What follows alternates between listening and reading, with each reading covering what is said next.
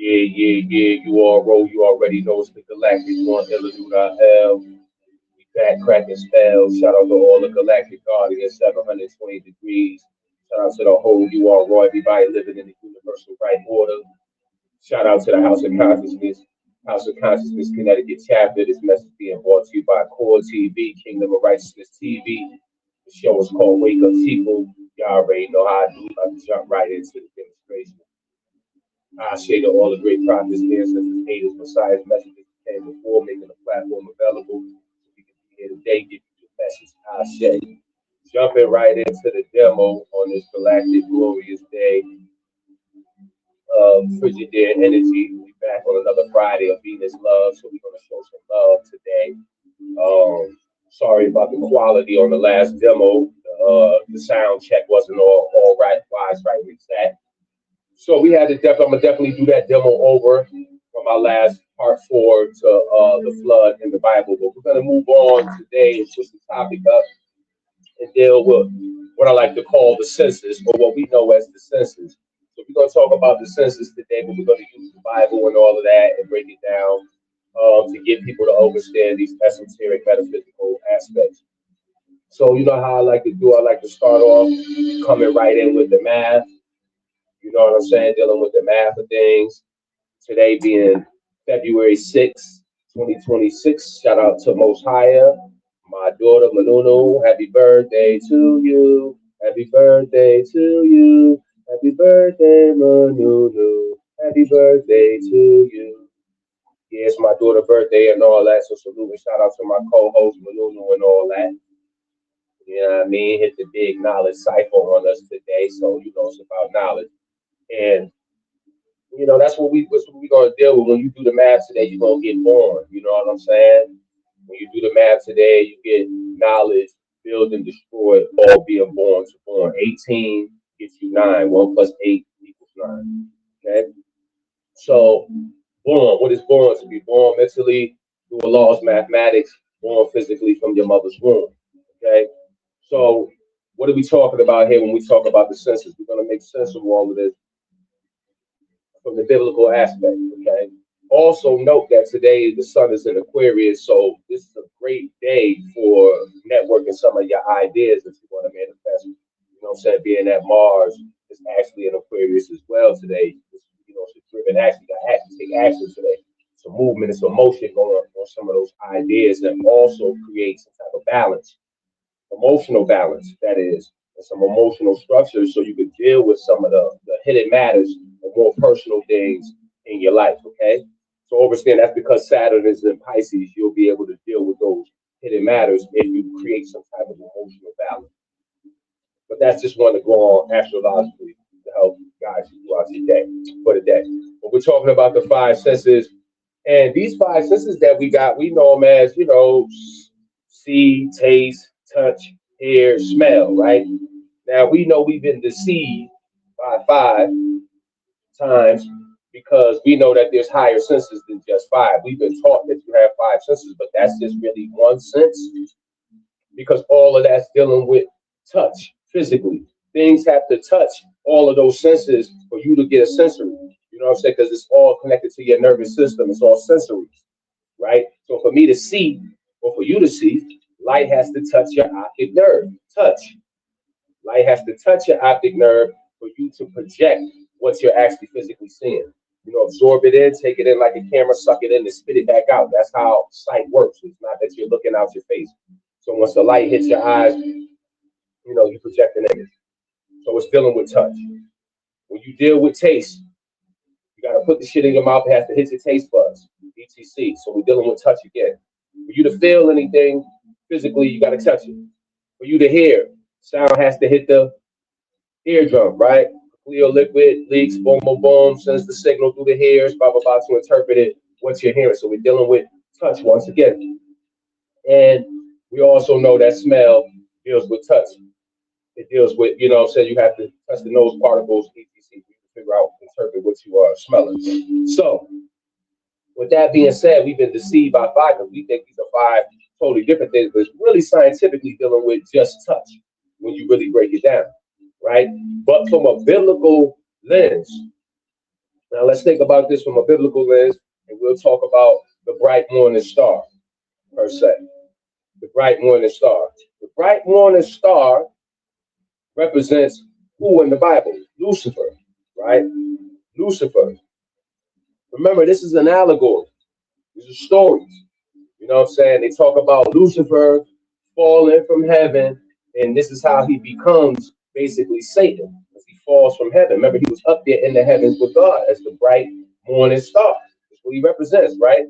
And so Lucifer itself is basically dealing with uh Luke and fur, right? Luke's fur, and that's giving you, or Luxfer, and that's giving you light bearer, right? Light bearer, illuminated, okay? Illuminated mind, actually. It's the mind, illuminated mind, or a divine intelligence. That's what this Lucifer light bearership will represent when you break it down. Okay, then you have Satan. What would Satan mean? Satan will represent your senses, basically driven by the ego. Basically, your carnal perception of life, how you see things and how you perceive it carnally, physically. You have no spiritual lens. You're only looking at it from a mundane physical aspect. You only take it for what it's really worth. You see the tree, it's just a tree. You don't know it's related to you. Y'all got a relationship. That's your cousin. You ain't looking at it from a spiritual lens. You know, a rock doesn't have no light to you. That's how you're taking it. It's not alive. Okay? So there's no spiritual eye with you. You're only looking at it from the carnal perception when you're in a Satan mind. And so understand the bright morning star will represent the Lucifer because we're talking about 5 points here. You know, this is where you got your see, your taste, your touch, your hearing, your smell. Your see, touch, taste, hear, and smell. Those five senses supposedly will be you and Lucifer in the divine mind. When you're using the divine mind, that's when you are the Lucifer and you are in the heavens and you're dealing with that divine intelligence. But once you become Satan and fall from heaven, you know what I'm saying? This is where the carnal mind takes over and brings you into a form of hell. Divine mind represents heaven. The carnal mind represents hell. Okay, and so this is where you fall. This is where you fall psychologically. Okay, and sensory. You fall in that way, not necessarily falling, you know, from some place or something, but you're falling psychologically from the heaven in you, right? From that state, the heavenly state, or the sensory, overstanding your senses. So, and tapping into the higher senses, actually, because you do have higher senses besides those five, right, that you can tap into. But that bright morning star having those 5 points will represent Lucifer in a higher mind. You see what I'm saying? The pineal gland, the higher intelligence. You know, bright represents illumination. It represents awareness, being conscious. That's what the bright morning star represents, really. You know, it's a conscious, the pineal gland or the higher intellect. So Lucifer falls from his awareness when basically the sensations take over. When you replace sensations with, you know what I'm saying, your awareness, how things make you actually feel than what you actually really know the science to be true. So Lucifer doesn't rebel against God in that sense. He basically forgets himself through his senses. So this is what we do. We forget ourselves through our senses sometimes. We fall into the illusionary realm of this world when we know that there's an inner knowing or inner truth to stuff, but we just fucking ignore it and deal with the sensors. You know what I mean? The sensation of things. So this is how your five senses can become the gates to you falling from the heavens. You know what I'm saying? Where you being Lucifer, because that's the aspect that's telling you that you're Lucifer in the Bible, basically.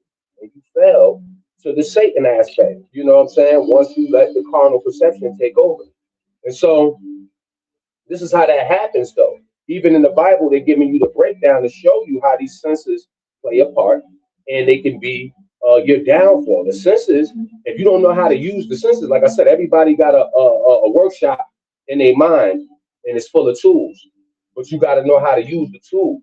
And most people don't understand that, right? So we got these senses And even in the Bible, like I tell you, they tell you that, okay, the woman, the first fall would be the woman when she saw that the fruit was good to eat, or the tree was good. She saw it. That's what it said. She saw that the tree was good to eat, blah, blah, blah, blah. Obviously, sight can create illusions, basically. Because what is seen, it becomes your reality. What you can see becomes real. You don't believe on the bird brain aspect, third circuit of the brain, you got to see it to believe it. So what you see becomes real. You know what I'm saying? And then then all the idolatry becomes imagery. That's where the imagery begins. I mean, idolatry begins with all this imagery. You start taking on all these images and all that, and that's where the idolatry falls into play. So that's why they say, walk by faith, not by sight. Walk by faith and not by sight. That's what that would mean. You dig what I'm saying? And so your vision is replaced. It's basically replacing what you know on the inside, what you know to be true. Innately, you already know inside, but your sight has fucking changed your perception because of what you see. See what I'm saying? So this is why sight is important. You have to be careful what you feed thy eyes, because you're also feeding thy mind when you feed thy eyes. The heart's mind at that, not just your fucking regular mind, but your galactic heart consciousness is being fed by what you see through imagery. So we have to be careful. That's why the phone is a dangerous thing. You're scrolling and you're looking at all this different stuff, and you're putting all that in you. Okay? So you gotta be mindful of that. Be mindful of what you watch. You know what I'm saying? Remember, things could be illusionary. Sight creates illusion. Okay. The second one will be hearing. The second one will be hearing. The second fall. It says, "Hath God said? Have God said, don't eat from the tree," and all of that? So what she heard the serpent say, it influenced her suggestions, right? Language basically programs your beliefs through language. This is where the programming come in at. And the serpent spoke. He didn't strike. Snakes usually strike, whatever, but the serpent spoke. It's letting you know, so she had to hear what was being conveyed. You're dealing with hearing. So it's basically when the outer voices, when somebody outside of yourself telling you to do some shit you know already for a fact you ain't supposed to fucking be doing. But you do it anyway. We going to the club, girl. Now my man said I shouldn't go. I'm supposed to be doing this. Girl, fuck that. Nah, nah, nah, nah. The outer voices take over your inner voices or the inner word. Okay? So that's very important to know. The second one, right? So we go down to the third fall and we get, she took and she ate of the tree of good, and she ate of the tree, taste. Okay? And so taste can fall in with indulging. You start indulging in the bullshit, you get a taste for this shit. Right? Your desires start to become habits. I gotta go out every weekend. Fuck that, girl. We was jamming, them niggas was on me, blah, blah, blah, blah. Nigga, fuck that. I gotta hit the block every day. That money was good. Your desires becomes habits. And then it's pleasures over purpose, or what's necessary. Okay? You start to deal with what pleases you, more than what's necessary. Fuck that, I mean, this shit good as fuck. Knowing damn well you about to get some diabetes later on down the line. You dig what I'm saying? Because you know it already. So your pleasures over purpose. You dig what I'm saying? So once your appetite starts to rule, it's a wrap. That's when you get this appetite for destruction. You know what I'm saying? Remember, memories associated with smell. You know what I mean? You have to remember that. Your appetite is linked to your emotions, and your emotions is linked to your memory. You dig what I'm saying? So you gotta remember these things along the way. So when we get down to the fourth one, we're dealing with smell. And I mean, well, should I say? That's why they say, man shall not live by bread alone. Right? That's why they say, man shall not live by bread alone. But when we get down to the fourth one, it says smell, and we're talking about the sweet savior unto the Lord. When the guy said, ooh, the sweet, man, he smelled that shit brewing up the salad them niggas was cooking for him when they was giving the offerings to the Anunnakis and shit like that, or the Elohim. And nigga said, ooh, that shit smell good, boy. What you cooking over there? Oh, that shit got it dealt with memory. Smell deals with memory and it triggered his emotion. Ooh, that shit. I'm about to tell you, start getting happy and shit. You know what I'm saying? Also, addiction lives here. You can get addicted to some shit by eating it. You know, or from smells. Oh, that's that smell one. Because you know how like you can smell something like some shit that you used to do and it'll trigger some shit in you. Oh, that shit remind me.